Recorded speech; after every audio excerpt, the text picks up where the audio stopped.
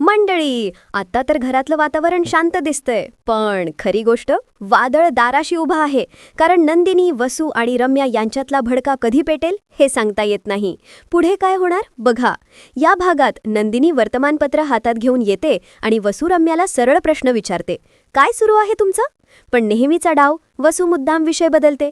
रम्याच्या नजरेस हाराचं डिझाईन पडतं आणि त्या दोघींचा उपहास सुरू.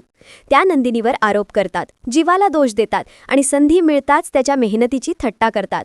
पण खरी स्फोटक ट्विस्ट तेव्हा येते जेव्हा वसू अभिमानाने सांगते की सगळा डाव आम्हीच खेळलाय आणि जीवाला फसवण्यासाठी त्यांनी केलेला कट उघड करते.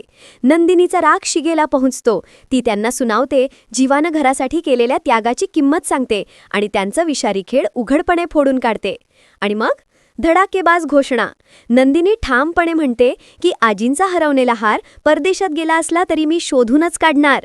रम्या, वसू हसतात, पण यावेळी नंदिनी भयान शांततेत एक वाक्य बोलते, कधी कधी खचलेल्या माणसाला फक्त एक स्त्रीची साथ पुरते जग जिंकायला. आणि तिथून निघून जाताना नंदिनीचं डोळ्यांतलं तेच सांगत होतं, हा सामना इथेच थांबणार नाही. वसू रम्याचे डाव आता उलटे पडणारच. पुढचा भाग नक्की बघा. लाईक करा, शेअर करा आणि सबस्क्राईब करा.